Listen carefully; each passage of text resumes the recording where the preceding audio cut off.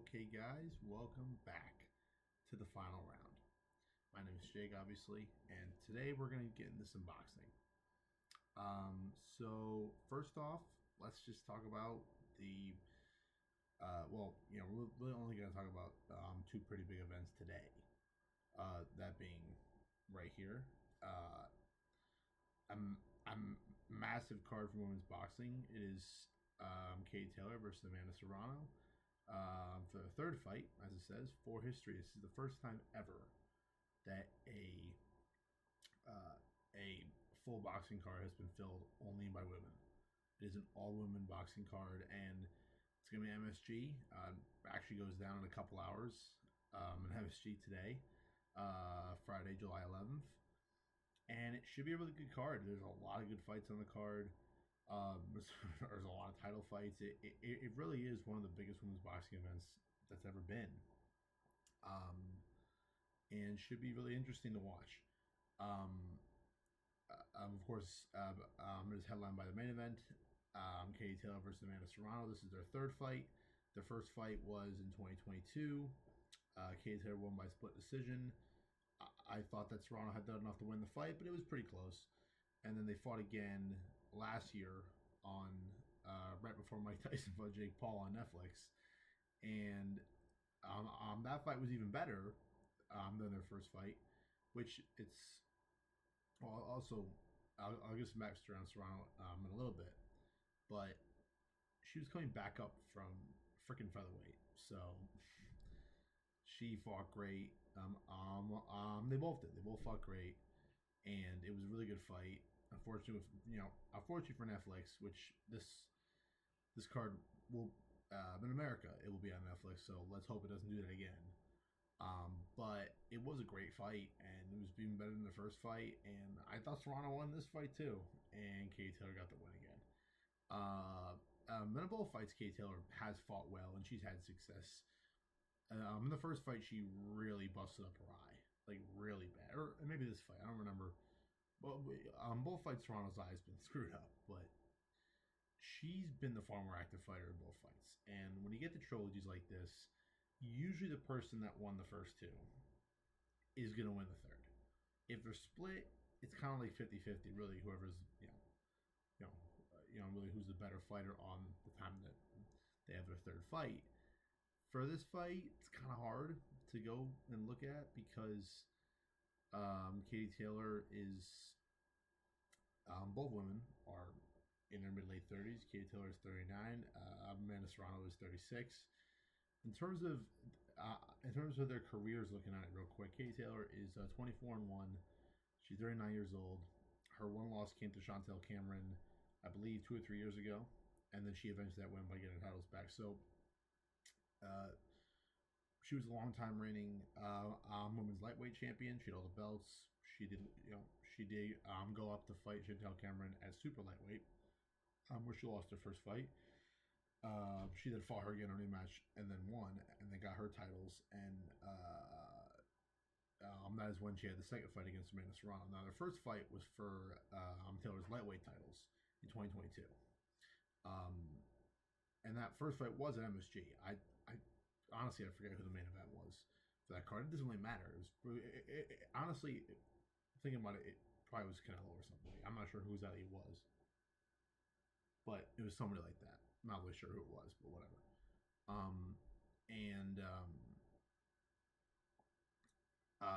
It was a good fight, and as I said, the second fight, if you were able to watch it without all the buffering, it was an awesome hell of a fight as well. And it was a great war. I thought that Serrano edged it out. I thought she won the first fight, but that was kind of close. I definitely think she won the second fight. Katie Taylor has done well in both fights. I think she, in both fights, especially the first fight, she also made a very good argument for herself to win. And in the first fight, I don't really have a problem with that decision in the first fight. I thought that Serrano was more aggressive, but I thought that Taylor landed more. In the second fight, Serrano was a lot closer in all the punch stats. She was even more active, even more aggressive, and she's really good. And backstory on her, she's like I think she's like a 5-division world champion. She started like all the way at super featherweight. She's won super featherweight, featherweight, super bantamweight. I think she might even want to, she might want to tell bantamweight. I think she's like a 5 or 6, weight champion. Well, no, it's no. I don't think she won any titles at lightweight, but she has won multiple world titles in at least 3 divisions, probably 4 or 5. I don't, but that's the thing. Not so many world title fights she's been in. I don't even know how many divisions she's won titles in because she's been fighting. You know, she started her career in 2009, and um, her record is now 47-3-1, 51 fights. It's a lot of fights. It's a lot of fights, man. Especially for a woman that's been fighting for years and is 36, but not like 46. So she's been super active. Like I think when they first fought 2022, she had like 8 or 9 fights before they fought again. And I know Taylor had like 3 or 4 fights, probably maybe 4 or 5 fights between their first and second fight. But still, it was pretty crazy. And really, Serrano's only not heel. Only problem is that she doesn't move her. Taylor doesn't really move her head. Katie Taylor is in recent years has been more less averse to cuts, than she was. And both women have been cut up, and they've had, because it's women's boxing, it's 10 2-minute rounds. It's not 3-minute rounds, but for 20 rounds, and for 2 minutes each round, for thinking about it, that's what is that 40 minutes? If I'm correct, yeah, that's 40 minutes of them beating the shit out of each other, and they're gonna do it again. And I'm very happy that we're getting this event. I think it's a massive event for women's boxing. I really hope it does good in terms of the ratings. It's on Netflix. I don't think it's pay-per-view, but I do hope it does good for ratings. I'm really pulling for for these two, and especially the whole card. The rest of the card is pretty solid. We got Millie Scottney. She's taking on Miolif Mercado. That's for the super bantamweight titles, of which Serrano once held. Alicia Baumgartner is fighting Jennifer Miranda. That should be a really, that should be a pretty good fight. Alicia Baumgartner is, I believe, ranked like in the top 5 of women's pound for pound. She's very good. I think Survivor was another group of titles that Serrano held. And then Chantal Cameron's fighting on this card. She's fighting Jessica Kamara for the interim title for one of the super lightweight titles in the main event, and she's the only girl to beat Katie Taylor. So and there's especially for Katie Taylor, there's been a lot of talk that if she wins this fight, she'll probably fight Chantal Cameron. Given she wins, she'll probably fight Chantal Cameron in like Manchester or London or whether it's at the O2, the Co-op, or Wembley, wherever it is. That will probably be her last fight. She's 39, but she hasn't like said, "Oh, I'm done after this fight." She's left it open that she probably wants to get another on Chantal Cameron. Chantal Cameron and her would make a lot of money for DAZN Boxing and Matchroom. But this is a pretty big fight, and it works out for the other group of fights that are right here. Hamzah Sheeraz versus Edgar Berlanga, and Shakur Stevenson versus William Zepeda. That fight's in I think it's Queens. So Freddie Hearn. All he's gotta do is tonight he'll be at MSG. He goes to his hotel, and then in the afternoon tomorrow he drives to Queens, or drives or gets driven to Queens and driving here. Hopefully not. But so Freddie Hearn is pretty good. He's not that bad. But should be a pretty interesting card. And then who else is on the card? Trinaka Johnson. She's fighting Sharita Metcalf for 3 of the world bantamweight titles. I don't know if Serrano had the bantamweight titles, but if she did, that's interesting. Samantha Marshall's taking on Shadasia Green for the IBF and WBO super middleweight titles. And let's see, a couple other girls are fighting on the card. So it should be a total of 1, 2, 3, 4, 5, 6, 7, 8 fights. So it's only 8 fights, but but most women's fights, they're all 2 minutes. so should be pretty good. It's gonna be good, man. And as fans don't know, if you don't know, Amanda Serrano is promoted and managed by Jake Paul. Um, what's called that's the MVP thing you see above Serrano's head in the poster. Matchroom is obviously who promotes it. Manages Katie Taylor. Obviously, Eddie Hearn. He's been with Katie Taylor for at least like 5 years. He's been with her a long time. And probably longer than that. But this is a big fight because Serrano, I don't think Serrano has a. It says that Serrano has one of the titles. I don't know if she does. I might be. Honestly don't even remember at this point. Serrano. Yeah, so she's still the IBO and WBO World Featherweight Champion. Isn't that kind of funny? That she's still a featherweight champion and she's.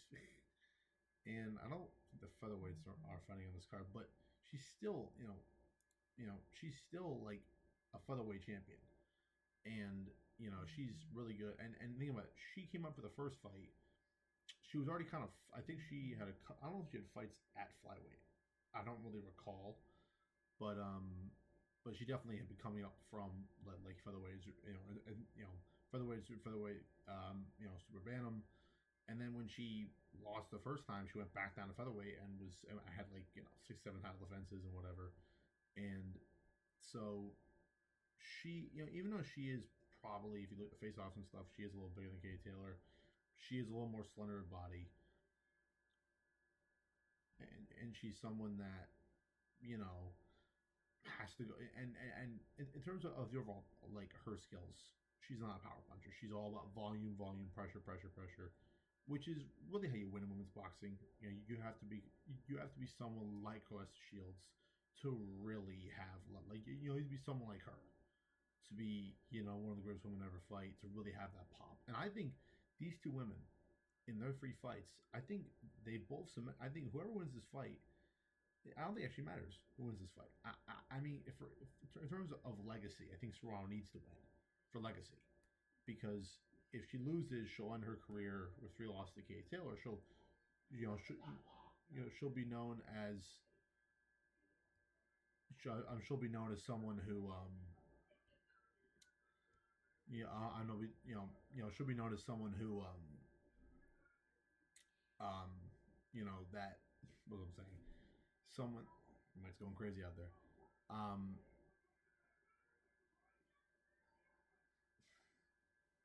don't think it's picking up super good. I can hear it. Hopefully you guys can't. But yeah, no. She'll be someone known that lost 3 fights to Katie Taylor and had a great career. I think that Katie Taylor's legacy is pretty much cemented at this point. There's not much she can really overly accomplish anymore. So I think for her, it's more about she can definitely cement it more, but it's definitely of a case where I think Serrano has not more to gain, but in terms of legacy, a little more to lose, because she doesn't want to be considered the opponent the last 3 times to Katie Taylor. But I think both women have solidified themselves as, for sure, 2 of the greatest women fighters of this era, for sure, and maybe of all time. So it's an awesome event. I'm really glad it's happening, and I'm very happy for both of them and for women's boxing. Okay, so let's get the Hamzah Sheeraz versus Edgar Berlanga and Shakur Stevenson versus William Zepeda. Let's start. Let's just go to the quick. Go over the event real quick. It's not like a massive event. Only like 6 fights. You have Rito Tazumi making his 2nd fight. Muhammad Akalel, he's got a fight, and then so the first fight I think on the overall main card is for the heavyweight challenger, David Morrell. He's taking on Mimon Kataev. Should be a good fight. David Morrell is 11-1, pretty good fighter. Just lost the last fight to David Benavidez. Mimon Kataev is pretty good. He's 10-0. Should be an interesting fight. I think that there's nothing much to say about it, because I don't think there's any real actual implications in terms for titles or whatever. So it's just gonna be a good scrap at the contracted weight of 175. So, but that should be a good fight. And then I believe the next fight after that is going to be Alberto Puello versus Subriel Matias. If you guys don't know who Subriel Matias is, I am going to make a video on him, someday. Probably when his career's done.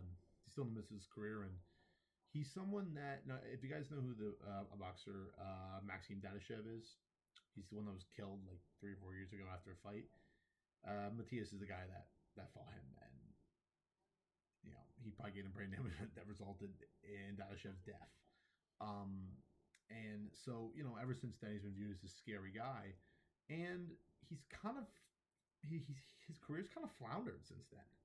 I mean, he's still a good fighter. He's 22-2, but he really hasn't been like on like there was a video made about him, I believe, because he beat, I'm trying to think when he fought Dadashev. Yeah, it was 2019, and both guys were undefeated. He was he undefeated? He was undefeated.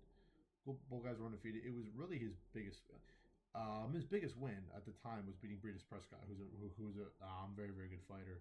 He beat Prescott by TKO, but the Dadashev win was pretty good. It was a brawling fight. He ended up stopping him, and I think a day later Dadashev died. Ever since then, there's been videos being about him, how he's a scary power, and he has got scary power for his weight class. He fights at fights at 140. I think most of his, I think the vast majority of his career has been 140. Actually, I'm looking at it, I think his entire career has been 140. Besides his debuts, it seems like his entire career has either been at 140 or there's a couple fights where I think he's been at welterweight, but most of the time he's been at 140.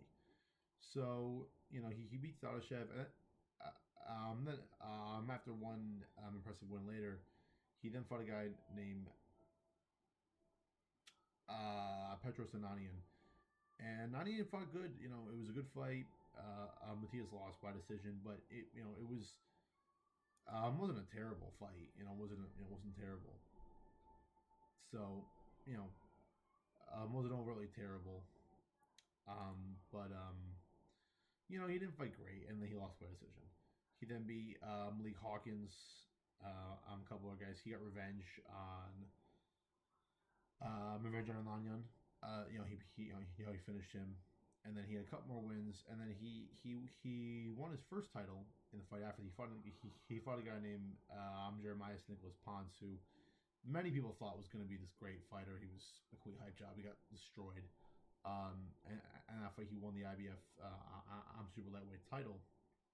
And then he had his next fight was a guy against Liam Paro, and I want to give a shout to Liam Paro, man. He came in that fight really. I'm from Australia. He ended up losing to a guy named Richard Hitchens. Sorry, Richards and Hitchens, who himself is an up and coming boxing star right now. But it was a massive win for Liam Paro. No one really knew who the guy was, and he came in there and he boxed amazingly against Matias. Now, Matias, whatever. So Matias, he honestly in that fight, he really fought terrible. Like, he wasn't good. He wasn't aggressive. He just kind of like threw it. He just kind of like threw his right hand here and there, and just kind of like sat there and plotted. Hold on, we're getting some lag here. Come on, pick up. There we go. Okay, there we're good. So he fought pretty well in that fight, but it was he didn't fight well enough. So that was his second loss, and then since then he's had 2 TKO wins back in the Dominican Republic, where he hails from, and now he's fighting a good fighter, Alberto Puello. This is for another title at super lightweight. It's for the WBC. Should be a good fight. Puello is himself a pretty decent fighter. I don't really think he's he's pretty good. He's also from Dominican. Sorry, I kept calling Sir Matias Dominican. Sorry, he's Cuban. But Alberto Puello is a good fighter himself. He's 30 years old. He's had he won his super lightweight title over Sandor Martin at the Barclays Center, I believe in March, and he won that by split decision. It was a pretty good fight overall, but he hasn't really like fought in anyone of real note, honestly. Besides Martin, so should be an interesting fight. I am gonna just really go ahead and pick Matthias. I think he's gonna win. Puel hasn't fought anyone of his stature, and he's been in trouble a couple of times against guys who aren't as big as punchers as Matthias. If Super Matthias shows up like he's supposed to and fights hard and fights aggressive, I think he's gonna absolutely murder this guy. Not the way he murdered Maxim Dadashev, but I probably shouldn't have said murder because he has pretty much committed murder in the ring. So, but yeah, that should be a good fight. And then what's kind of weird about this card is that you have two title fights and the main event's not a title fight, which as they've said on the promotion, and I just watched the press conference today. People were going at it. I mean, Berlanga was going out of Oscar, Shakur was going out of Oscar, Shakur was going at Zepeda, Sheeraz was going at somebody else, Berlanga was going at Sheeraz. In some ways it was old time classic boxing press conference. In some ways it was kind of weird because you could tell that I think some of the guys were kind of pushing it. Like Sheeraz, you could tell was very natural, and it wasn't like talking trash. He was going, I want to thank this, I did my training, very, very humble. I do think there's been a lot of talk about him training with Andy Lee. I think if he does look amazing against Berlanga, I think it's going to be a big reason why, but we'll get to that in a second. So Shakur Stevenson, if you don't know, he is one of the best boxers on planet Earth. He's he is. I don't know if he's ranked in the pound for pound top 10 of boxing. He should be. I've never been a massive fan of him. He's a good fighter. He's won titles at a bunch of different weight classes. I think he started his boxing. He's 28.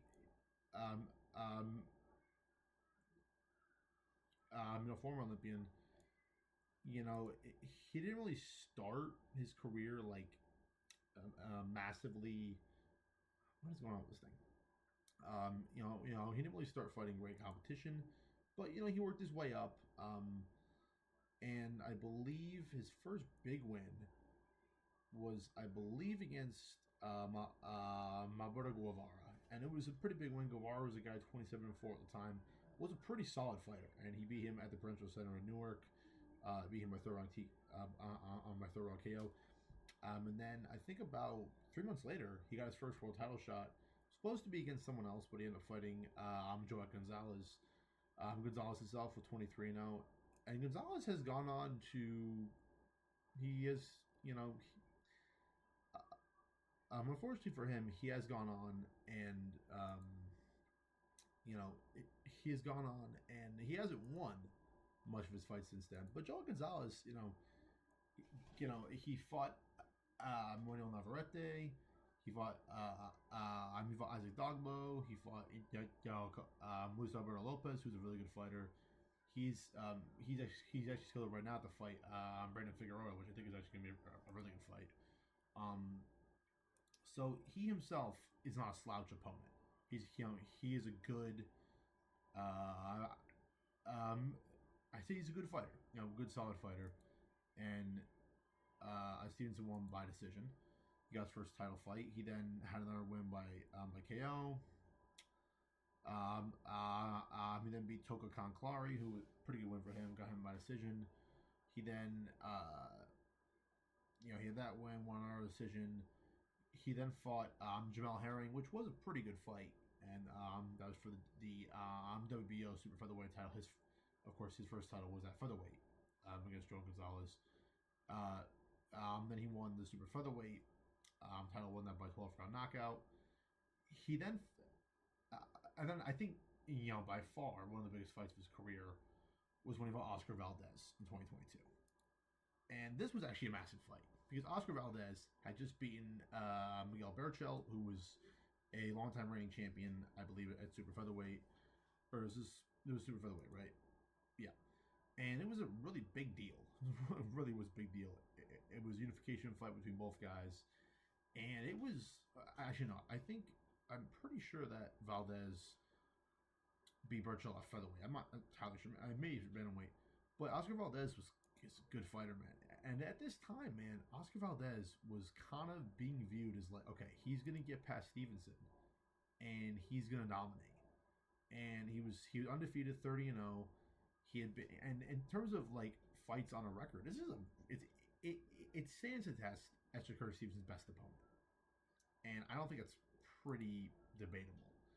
It's actually unfortunate because Oscar Valdez just got beat the crap out of by Emmanuel Navarrete in December of last year, which was, as good as Valdez was, he is 34 now, and unfortunately for him, he's kind of like not lost because for him as a fighter, he was undefeated. He's beating good fighters. Won a couple, he actually won the featherweight. He actually won the same featherweight title that Shakur did.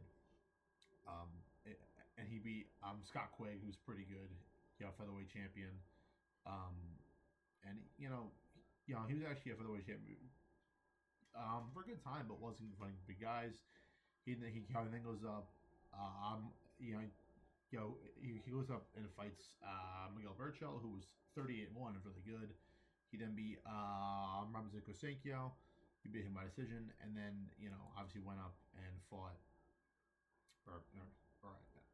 and then he fought Shakur Stevenson, and it was a good fight. Shakur didn't,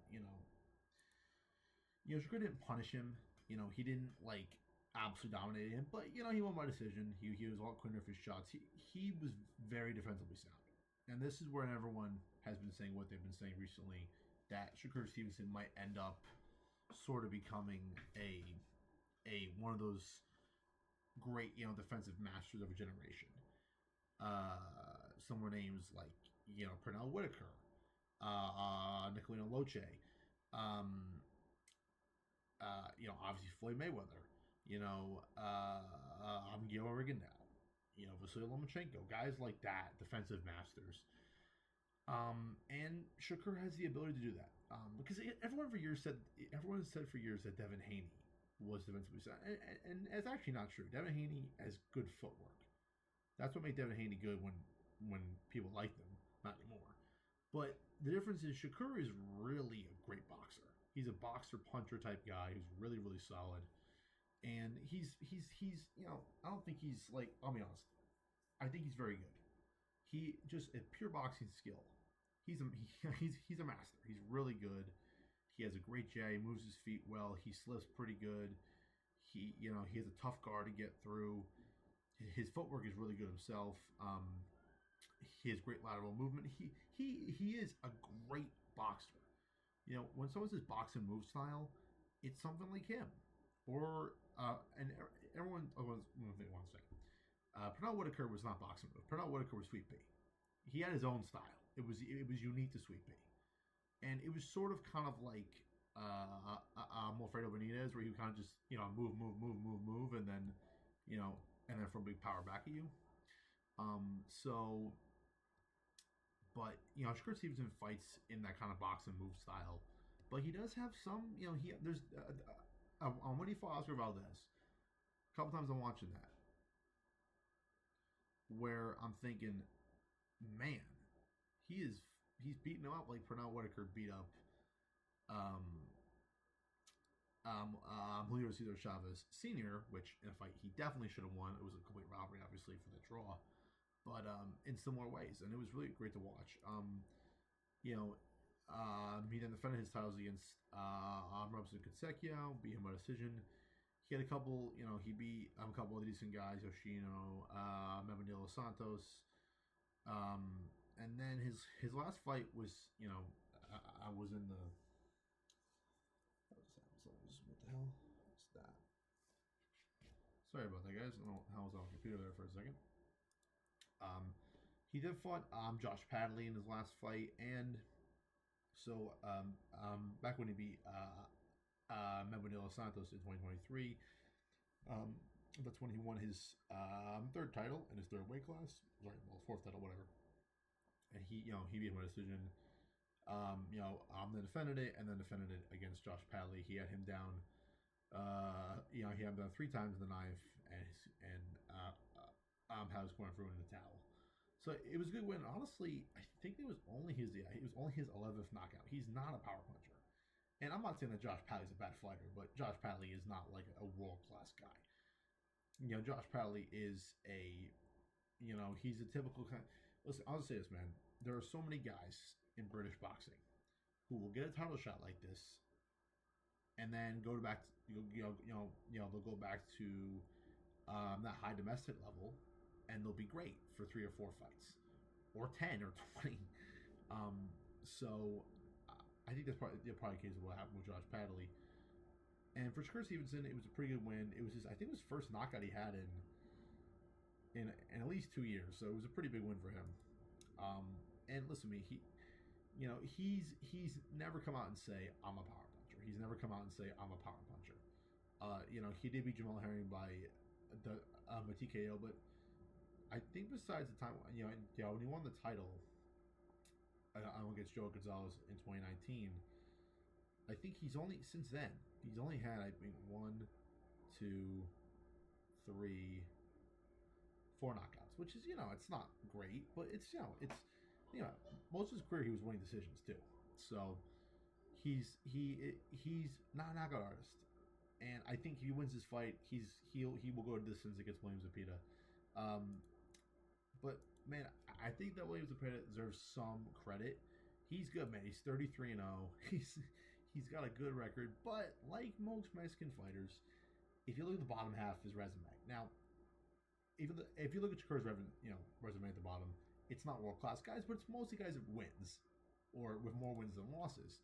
If we scroll down all the way to his record, I think there's only like 2 or 3 guys who have winning records, or pretty good winning records for the first 10, 50 fights of his career.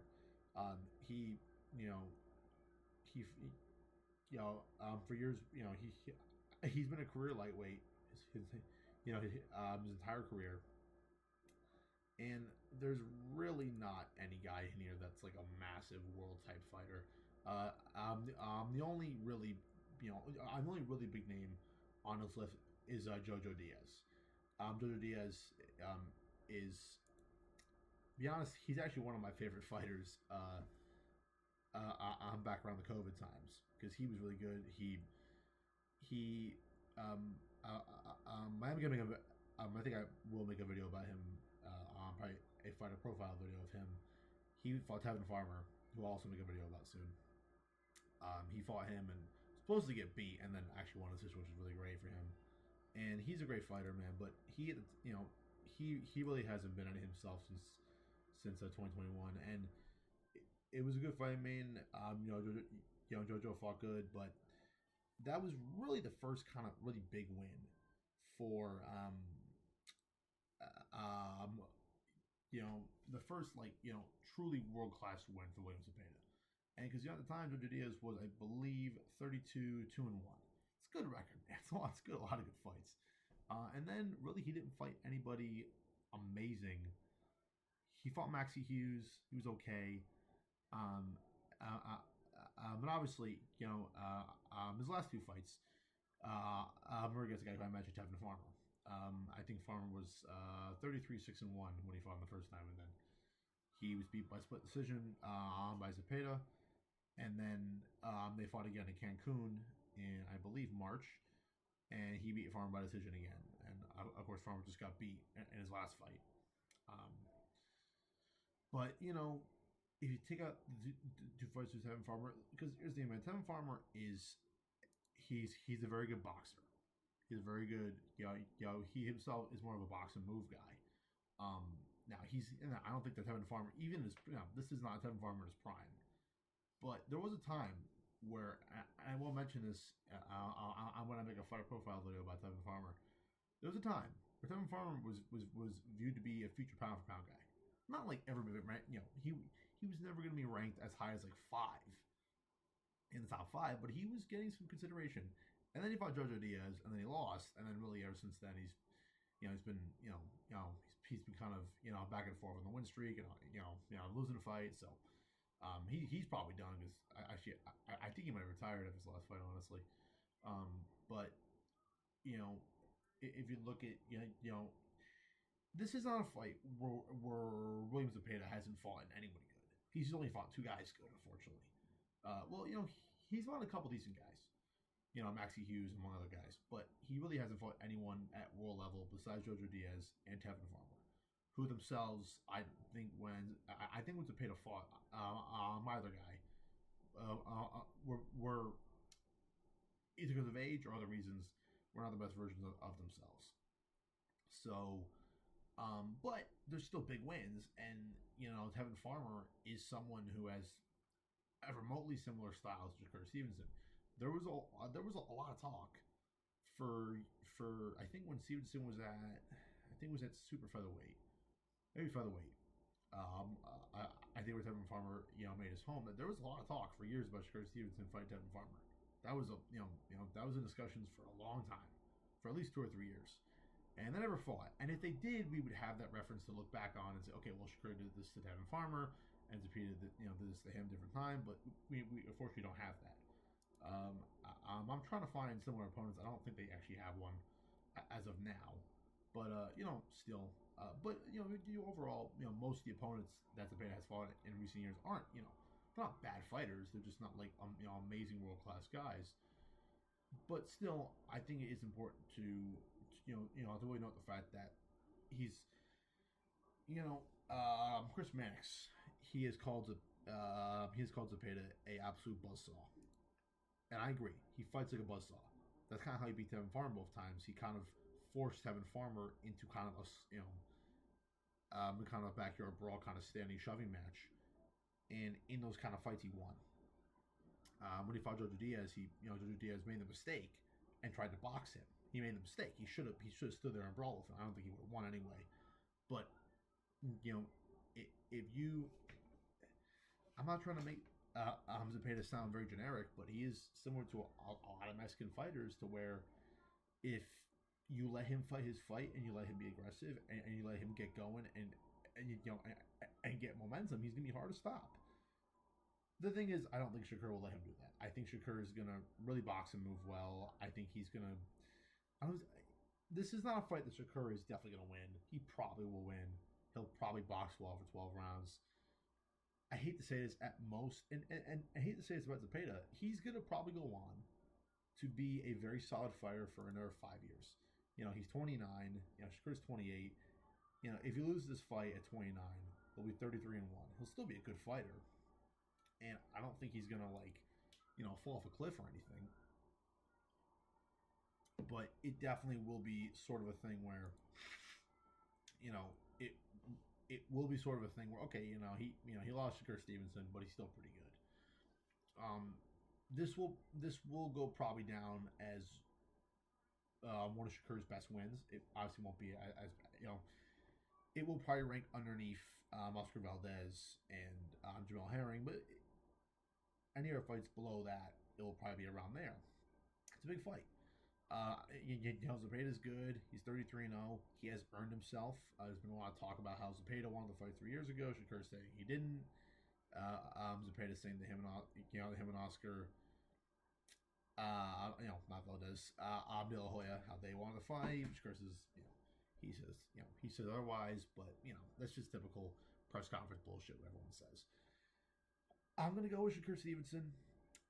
I think he's gonna box well. I would like Zepeda to win, because I think someone like Shakur getting a loss is actually good for the sport, because if Shakur gets a loss, I think he'll realize, okay, and maybe and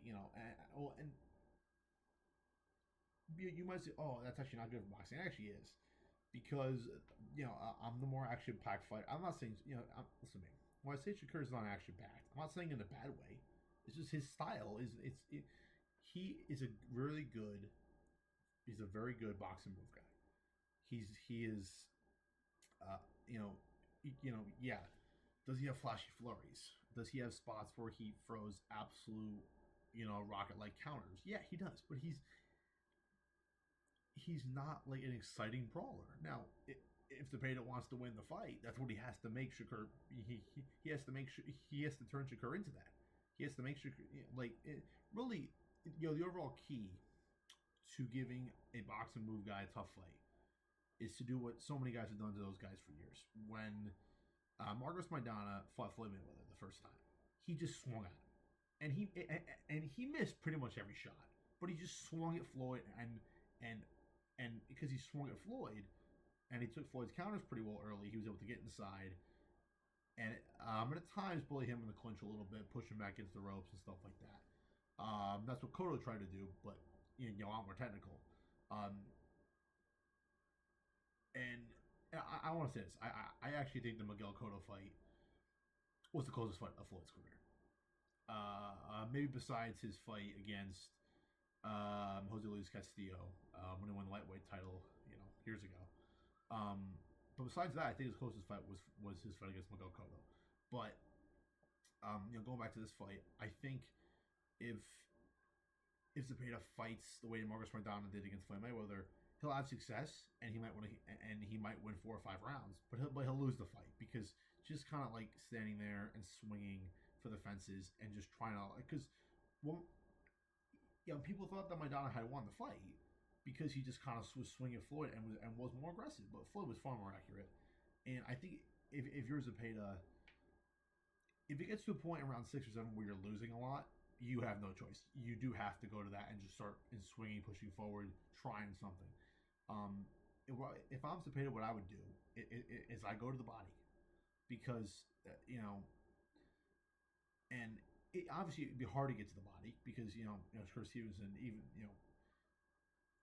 when I say defensive master, he is good at protecting his body too. He's not like he doesn't think he has to keep his hands up here and just guards this. He brings his elbow down and block stuff. So he's a great defensive master. I just think for my opinion, what I would do, or what I would tell Zepeda to do is is to kind of use your jab, try to sting under his jab. But Stevenson has this is where I think this fight comes down to.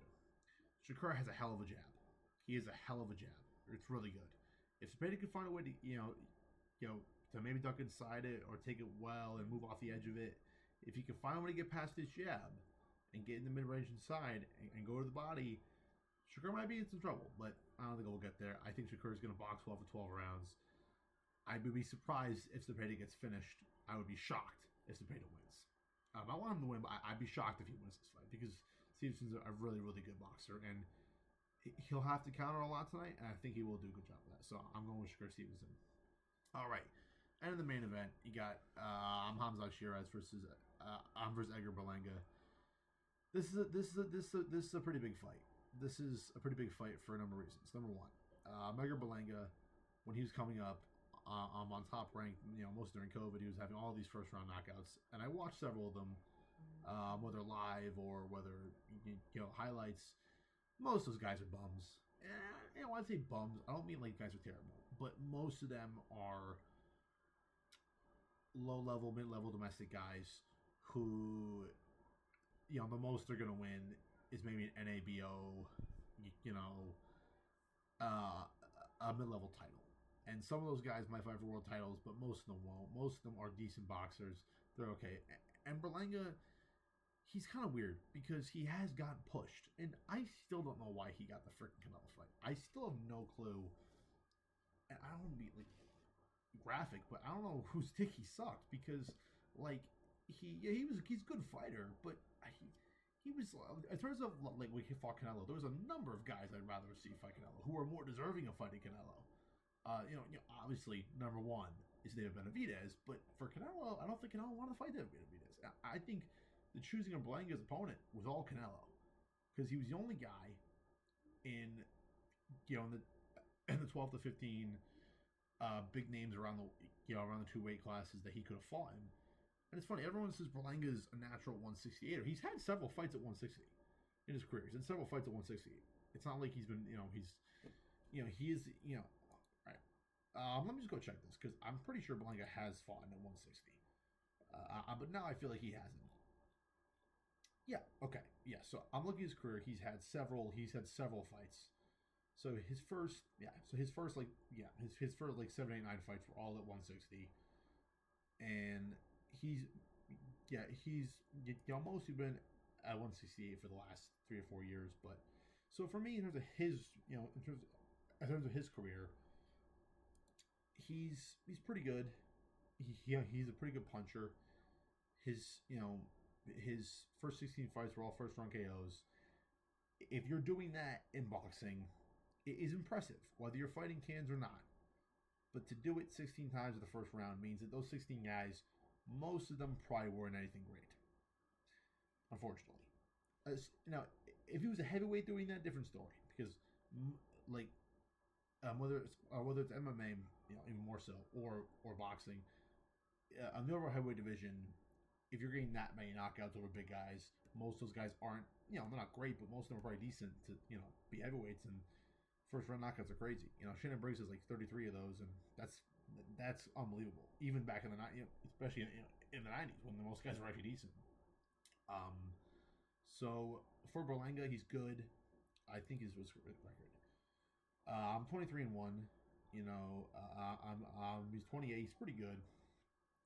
Really, all those guys out in the first round. I think the first fight that he had was I believe the 17th fight when he fought Devon Nicholson, who is, I don't think you guys would know who he is. He's a pretty decent fighter from Detroit. He lost to I think if you have watched previous videos of mine, you might remember his name because I did mention it briefly. He fought Demetrius Andrade in 2023. Lost by decision, but still fought Demetrius Andrade, who is a decent opponent. Fought Christian and Billy. So he himself was, he was probably the best opponent that Berlanga had fought in at that point. He then fought Marcelo Caceres, beat him. Steve Rolls, who's overall pretty, if you guys know who Steve Rolls is, he's you guys are like, Steve Rolls, you guys probably remember him from right before COVID. He fought Triple G. he fought Triple G and got knocked out in the fourth round. It was, he's not a good fighter, but he fought Triple G. Yeah, you gotta see something about that. He's nothing great, and I think Berlanga beating my decisions really says all you need to see. He then fought Romer Alexis Angulo, who is a good fighter, who I'd say was world level at some point, not anymore. He then fought Jason Quigley, who himself had lost to Demetrius Andrade, who is a good fighter. So he's got decent wins. He then fought Padre McCrory, who was 18-0. He beat him a 6-round knockout. That was a pretty good fight. It was probably it's probably his best win. And McCrory has since been meh. Lost to Craig Richards, who's a pretty good domestic guy, but that's it. So he hasn't like massively beat anyone amazing. You know what I mean? So it's hard to go like, oh my god, like Berlanga's unbelievable. He's good and he's got good power, but I think I was listening to what's his name? It was two pundits, I forgot their names, and then Tony Bellew and Carl Frampton. And Carl Frampton asked, who's his best win? And both of the pundits were like, McCrory, and only because he was undefeated. He was undefeated Brit, and had a little bit of hype behind him. So, and he beat him with a 6-round knockout. It was good, but and then I fight, and then 7 months later he's fighting Canelo in Las Vegas, which was pretty. I believe he fought Canelo on the same night as the UFC Sphere card. I'm pretty sure. And listen to me. He fought Canelo. Which was, I think I understand why he fought him. It's because it was, as I mentioned before, there was 12, 15 guys that Canelo could have fought, and Berlanga was probably the least experienced. He was probably, the least experienced. He was undefeated. He was someone who was Hispanic as well. Definitely helped for Canelo to choose that. And somewhat marketable. And I think the biggest thing about that was least experienced and least experience at world level. So Canelo knew he could beat him. And I think Canelo still fought well. I do agree with Carl Frampton that this is not the Canelo. The Canelo that fought Berlanga is not the Canelo that fought Triple G the first 2 times. Because I still believe that was the best version of Canelo, and the fact that Triple G almost beat him and arguably should have beat him first time says something about Triple G that everyone should really recognize. I'll go into that later because I am going to do a whole video about both of them and the trilogy. But he is a good fighter, man. He's good. He's pretty strong. He is a natural 168 guy. His last fight he beat Jonathan Gonzalez Ortiz, who's a man. He's okay. He's not very good. Berlanga knocked him out in the first round, so that tells you all that tells you all you need to know. So, and yeah, he fought. Here's the thing with him. Let's see Hamzah Sheeraz goes through him like butter. Tells you one thing. It tells you that Canelo is unfortunately not the Canelo we are used to seeing. It confirms that, and actually, on this fight could retroactively really affect how we look at Crawford Canelo. Because if Sheeraz, who is good, and I'll go into him in a second, if he goes through Berlanga in like 5 rounds, go, oh crap, Canelo might be in trouble, dude. And because listen to me, it was clear that Canelo was kind of playing with his food. He wasn't really like he wasn't like he wasn't trying, but he clearly wasn't the same guy. He was taking a little easy, got him down in round 3, and boxed 1-1. And it was clear that even in the few moments that Berlanga was landing shots, Canelo was kind of letting him. It wasn't. It truly wasn't, and that's why I do think that Canelo will fight better against Bud Crawford. I don't think he was. It's in some ways I think his fight against Berlanga Canelo's was similar to John Jones' fight against Anthony Smith. You know what I mean? It was a good win. He beat him. Wasn't really in any kind of threat of being outmatched or beaten, and he got the easy win. So pretty much that. But overall, Berlanga is a good 168 pound fighter. He's good power. This fight, in my opinion, because my opinion is, we know how we know what Berlanga is. We know what he is. Now, is it possible he could show new ability and he could be great and he can find a way to beat Sheeraz? Yes. But we know what he is. We know who he's beaten. He's beaten pretty good. He's, I want to see world level, but I was going to say he's beaten several guys at the mid contender level, and he's fought a guy who's one of the best in the world, and he went the distance with him. He lost almost every round, but yes, he did fight him. And I think we kind of look at where Berlanga is. He probably is in that, not the mid contender level, but he at the end of his career, I'd say he'll probably end up in the high contender level. And I'd be around guys like Austin Trout, or Jamal James, or guys like that who are good guys with good records, but they can't really beat the best, but they can beat everybody else pretty much. And that's why I think he fits in. Think as much now. We look at Hamzah Sheeraz. We really don't know. Because his last fight was for the middleweight title, and he fought Carlos Adames, and going into the fight. Now, I want to say one thing about Sheeraz real quick. He's a good fighter. I'm not saying Sheeraz is bad. He's a good fighter. He's big. He's strong. In terms of him as just like a boxing, just in terms of him as a fighter and how he looks and his attributes and his fundamentals, he's amazing. He's got a crazy piston jab. He moves good. His footwork's good.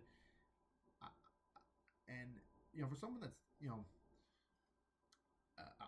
someone that's that big and that long and rangy, he's got pretty good head movement. He's got pretty good footwork too. He is overall a general really good fighter in terms of his his overall talent level and the fact that he's literally a physical specimen pretty much. But in terms of his overall just like skill, it's kind of up in the air because he's a good fighter, man. He is good. He's 21-1. Now, if you look at his career, he's a good fighter. He is a solid guy.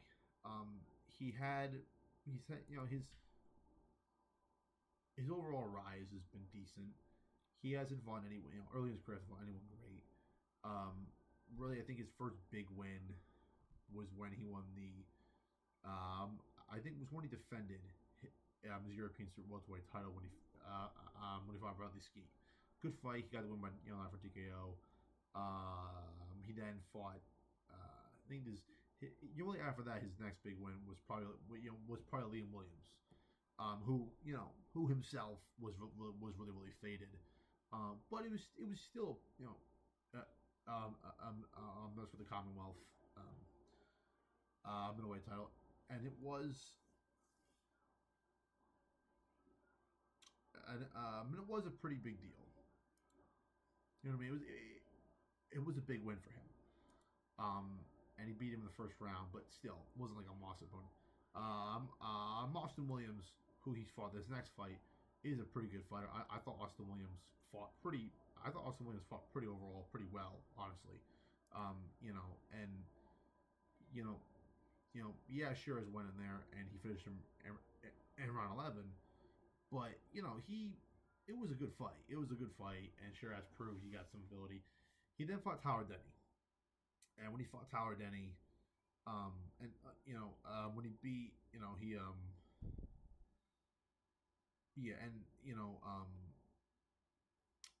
when he beat, sorry, over here. He was, so his fight against Tyler Denny was not supposed to be against Tyler Denny. It was supposed to be against a couple other guys. All pulled out. Tyler Denny's not a bad fighter, but Sheeraz walked through him like 1 or 2 rounds. And this set him up to fight for the WBC World Middleweight title, in which he fought Carlos Adames, who, I think the one thing about about the fight of Adames is it really boosted Adames' stock, because Sheeraz was supposed to go in there, was supposed to win it handily, and start his reign as the 160 champion. Didn't happen. Didn't really happen. Adames is a good fighter. If you look at the guys he's fought in his career, it's not anyone massive early on. But in terms of who he's fought, he fought Patrick Day, who I think Patrick Day was one of the guys who Patrick Day actually passed away. I believe he was the one. I think he died actually. I might be wrong, but I think Patrick Day was actually one of those boxers who died recently. And he was a good fighter in his own right too. But he fought Patrick Teixeira. He was a pretty good fight, and it was a fight that he lost by decision. That's the only loss he has. He then, and really his biggest win was when he beat Sergey Devryanchenko, who's fought Triple G, he's fought Danny Jacobs, he's fought Charlo. He himself his record isn't great, but he's a really good fighter himself. So for him to win that fight proved he was at least world level. He beat Julian Williams, who J-Rock used to be a really good fighter, and then he kind of ran into Joel Charlo, and then even though he turned around and beat Jared Hurd, and lost fights after that. So for me, it was a important.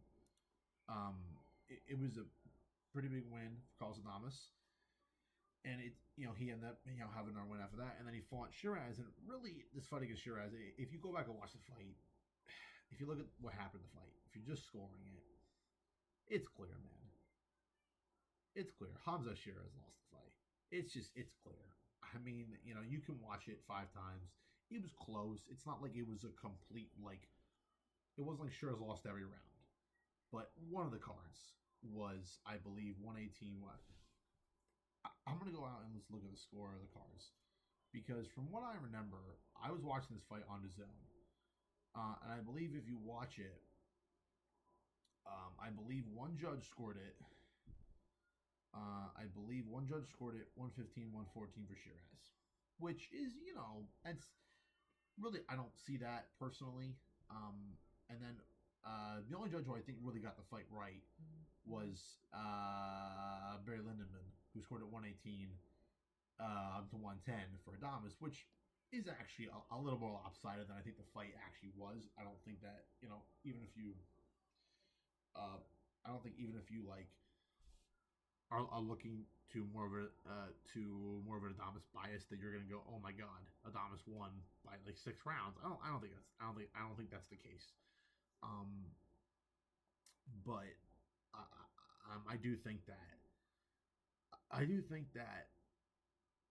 looking back at the fight, I think Carlos Thomas won. I think Sheeraz made some mistakes. He was very hesitant. He didn't really do much in some rounds, and yeah, and in terms of like the overall, you know, the overall fan perspective, he lost the fight, and I think everyone's saying, okay, because really Carlos Thomas is a good fighter, and I think he's kind of a low.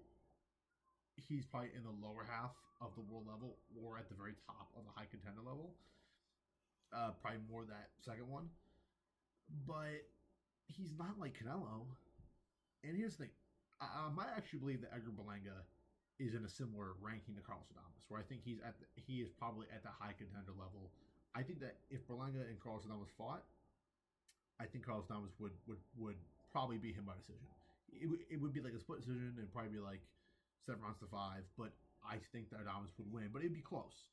I think because Sheeraz just fought a guy at that level and couldn't beat him, and I think I do agree with what Tony Bellew has been saying, that if Sheeraz fights the same way and fights hesitant and doesn't go for it and isn't using his jab a lot, which was kind of the story of the Adames fight, he's gonna lose. He's gonna lose because in those moments where he's hesitant, Edgar Berlanga, given all his faults, he's not gonna let Sheeraz get away with that. He's not gonna do that, especially in this fight where he's talked all this shit. And it's smart for Berlanga to talk all this shit. He wants really, if you're Berlanga, what you want is Sheeraz to be you want him to be a little confused, and you kind of want him to come at you, or do you? Because here's the thing: Sheeraz has got power. He's got some good knockouts, and in terms of I think at the weight class power, I do think Sheeraz will prove to be more powerful. And if he is going to live up to his hype as this super great, future superstar, I think the overall script should tell us that he's gonna go there and he's gonna knock out Edgar Berlanga. That's if he is of that level. He has to show improvement, because really knocking out Tower Denny is not the same as knocking. I don't think Tower Denny is at the level of an Edgar Berlanga. I don't think he's that far.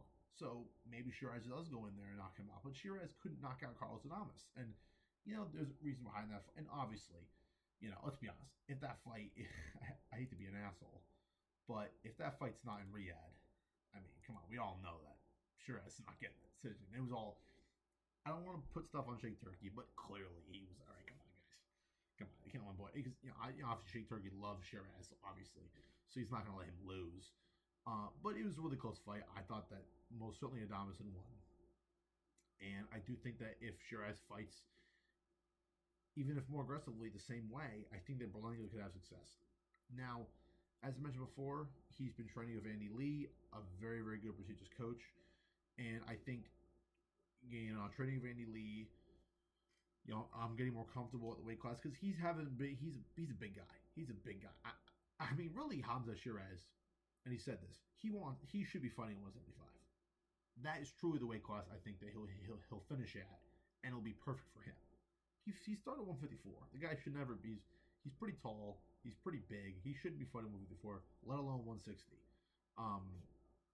So he's probably at his more natural weight class than the other two now.